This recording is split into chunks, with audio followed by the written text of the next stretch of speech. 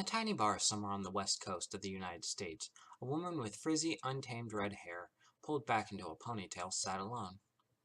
She nursed a drink in the crowded room and wore comfortable and practical clothes. A few seats down, she caught a man sliding up to her at the edge of her vision. He was impeccably dressed in a silk vest suit, with steely gray hair and a goatee. The smile on his face said he was definitely up to no good, and she immediately disliked him as soon as he opened his mouth. "Is it hot in here, or is it just you?" he said with an obnoxiously cheerful voice.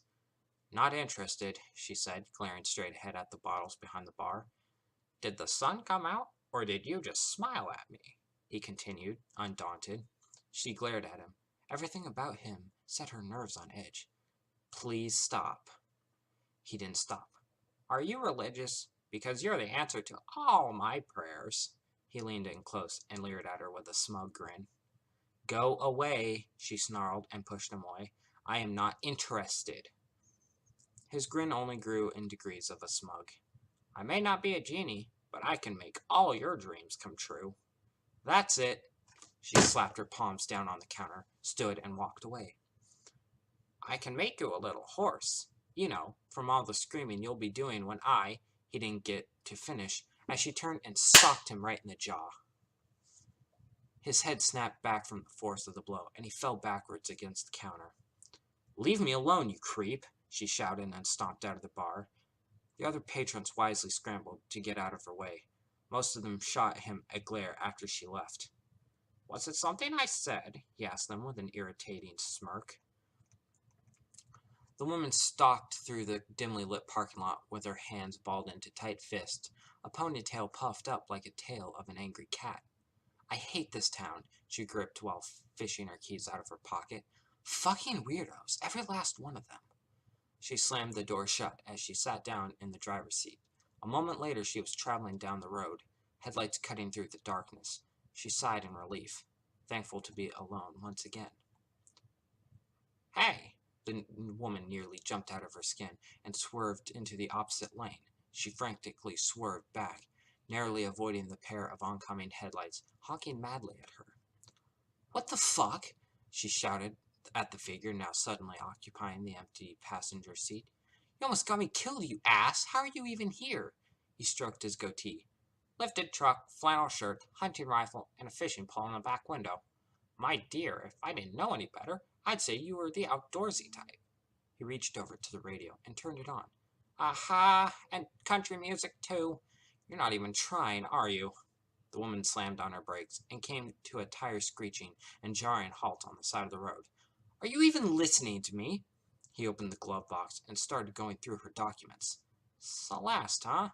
That's a pretty name." She snatched the papers out of his hands. "Rude," he commented with a frown. "Out!" she hollered while pointing madly at the passenger door. "Get out!" "I couldn't possibly do that. We're just getting acquainted after all," he said with a half-lidded stare and placid smile. "Now!" "My name's Discord, by the way. I can just tell we're going to be the best of friends." She growled and gripped the steering wheel tight enough to make it creak. "You're turning a very lovely shade of red," Discord commented. "What do you want?" she asked it through her gritted teeth. Okay, let's restart that. Let's start from "what do you want?" in 3, 2, 1. "What do you want?" she asked through gritted teeth. "Ah, so glad you ask. You see, I've come to make you a very generous offer." "Not interested," she said. "How would you like to be a princess?" Discord asked. "That's it. I'm going to kill you." She grabbed the rifle off the rack. Discord tissed and snapped his fingers. Celeste blinked spots out of her eyes from the flash of light and looked incredulously at the bouquet of flowers she was now holding instead. "What?" "For me? You shouldn't have," Discord said with snickering over-the-top sweetness. She glared at him with fire in her eyes. Any lesser man would have immolated on the spot, or at least thought very carefully about their next choice of words. "What did you do?" "You should be thanking me. Guns are very dangerous after all," Discord smirked, with a sort of self-satisfied glee that made others want to punch you repeatedly. Celeste threw the flowers in his face, grabbed her fishing pole. "Don't," she emphasized every word by whipping him across the face. "Fuck with Girl. Discord had his arms up, trying to fend off the thin fiberglass pole as he spoke his own words after every hit. Stop! Ow! Hey! Enough! Discord snapped his fingers. Celeste's world went up into a flash of light, and immediately deposited her into a school desk that was just a little too small to be comfortable. Gun? She finished to the empty room around her. There was a large teacher's desk at the front with a blackboard behind it. A regular classroom, just like the one she remembered from her own school days. A door opened, and she did a double take. Had that been there before? So sorry I'm late, the strange and infuriating man said as he entered at a hurried pace with a large stack of books and paperwork in his arms. The only difference in his apparel being the thick-framed glasses perched precariously on his nose that magnified his red and yellow eyes to a ridiculous degree. Celeste felt a sense of satisfaction seeing the red welts across his face and forearms. She schooled her smirking expression to a deadpan look and folded her arms. Did you just kidnap me? And I'm being kidnapped right now? She tried to stand, but the too small desk refused to budge. Discord drops the armload of papers and book onto the teacher's desk and rubs one of the marks on his own arm. That really hurt, you know. Good, she replied. Answer the question. Discord huffed and adjusted his glasses. I prefer the term enforced vacation, he said while making air quotes. That's the same thing, Celeste shouts and bangs her fists on the desk. Then yes, I did abduct you, Miss Bell. That's not my last name. Discord made no reply as he grabbed onto a string hanging over the blackboard and pulled down the standard projector screen that every classroom seemed to have. He then sat at his desk and started going through the papers, like any good teacher would. The lights dimmed and the sound of a projector started up behind her. Soon a square projection of light appeared on the screen, that then switched to a set of numbers counting down. Except they didn't count down so much as appear randomly. This is stupid, she said after a -1 flashed on the screen, followed by 10 to the 100th and the square root of +0. Really stupid, Discord frowned. Patience, Miss Beth. She refolded her arms and glared. Still not my name. You're lucky I'm stuck to this desk. Finally, the countdown reaches 0 and switched to a black and white projection of Discord sans glasses sitting at the same desk he was now. He was presumably looking into a mirror that was off-screen and touching up his appearance. He glanced towards the camera and muffled words played. Oh, we're recording already? He cleared his throat and adjusted his tie. Then picked up a stack of flashcards and started shuffling through them. Let's see. Ah, here we go. He sat down the stack and seemed to look directly at her. You have chosen, or been chosen. No, that's not right. He picked up a flashcard and tossed it behind him, then proceeded to go through the deck again. Celeste began tapping her desk with a bored expression on her face. No, another card went flying. No, and another. No, no, no, no. Cards went flying into the air in rapid succession before he finally just chucked the whole stack upwards. Who wrote these? He asked while it rained flashcards around him. I did, the Discord in the classroom replied absently, with his nose stuck in a book. He licked the pad of his finger and turned the page. Well, you're fired, the Discord on the projection said. Classroom Discord snorted diversively. You can't fire me. I'm you.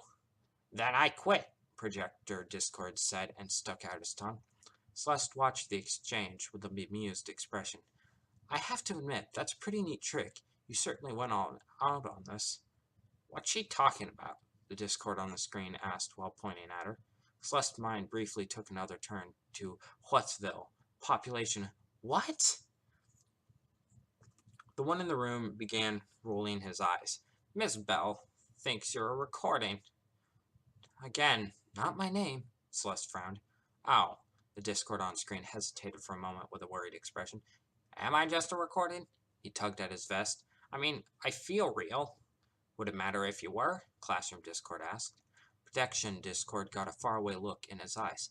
How would I know? Am I just a set of pre-recorded actions on a screen, forced to play out the same thing for all eternity? He looked at the room around him. If I went off screen, Would I cease to exist? Would I die? Is there an afterlife? Will it hurt? I have to know. He stood and walked off camera. The projector died as soon as he did, and the lights returned to normal. Discord took his sunglasses off and set them aside as he rubbed the bridge of his nose. That's the third one this week. Celeste shrugged. Sorry? Okay. Discord stood and clapped his hands. The sudden sound caused Celeste to jump in her seat. So what if you punched me for no reason? Celeste arched an eyebrow. There was reason. It's called being an asshole. So what if you were going to shoot me? Discord continued without acknowledging her with a afraid, unhinged look at the screen. Mental patient. Celeste leaned backwards as far as she could, unconsciously trying to put distance between them. I wouldn't have hit anything vital. So what if you hit me with a fishing pole? You deserved it. So what if the orientation didn't go so well? Who needs explanations and reason anyway? Those are boring. I'd like an explanation, actually. Boring. Move on. Blah, blah, blah. Mental health. Yada, yada. Exposition. Something, something. I'm going to dump you into the heart of a forming star and see what happens. Wait, what? You have two options. Since I'm a nice guy, I'll let you pick. He held up a finger. 1, I teleport you straight there, and 2, definitely 2. Yes, I want to go home, Celeste interrupted while nodding her head rapidly. Discord smiled. He smiled so wide that it ate his face, metaphorically. Good choice. Rocket it is. He pulled out a remote with a large red button on it that read, Do not press under any circumstances. He pressed it. Celeste found her wrists suddenly glued to the desktop as shackles popped out and clamped around them. Wings sprouted from the side, and several large rocket boosters grew out of the back of her chair. The wall behind Discord receded into the floor. Stars twinkling and immense nebula of violating gas was swirling violently like a whirlpool, slowly compacting down to a single point. Discord had an even bigger remote with an even bigger red button in his hand. The button read, Fine, go ahead and press it. See if I care. His twitchy finger inched closer to it as he watched Celeste with sort of a maniac glee, and she frantically tried to wiggle out of her seat. Don't you dare, Discord! Do you hear me? Don't you dare! She shouted. Lift off! Discord mashed the button and howled with delight laughter. The thrusters ignited and shot her across the room and out towards the maelstrom. I hate you! Celeste screamed, herself hoarse, as she disappeared into the starry expansion of outer space. Discord waved. See you in a few million years.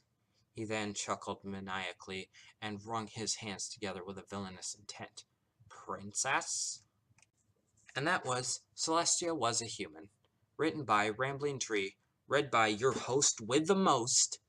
Pause for dramatic effect. Flash photo. And yet another story done.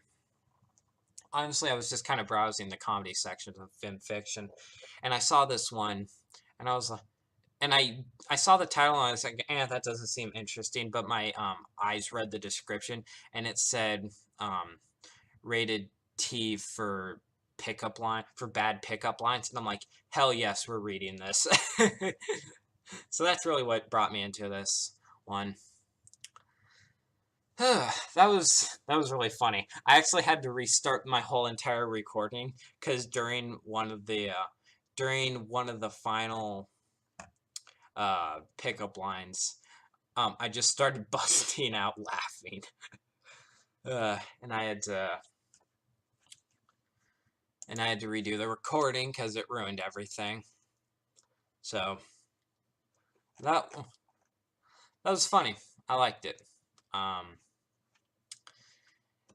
Some of the grammar is a little It kind of threw me off. Also a case with my dyslexia, but some of the grammar did throw me off a little bit, and that was a little hard. So if any part of this recording sounded a little funny, I apologize for that. I think there was one section in here. Part of Discord's... I ended up accidentally reading part of the story as in Discord's voice. Just like one sentence in Discord's voice, and then when it was supposed to be the narrator's voice, and then I ended up, then afterwards it ended up actually being a Discord voice, and my throat is really dry right now, and no matter how much I'm drinking, for some reason, I can't seem to regain any sort of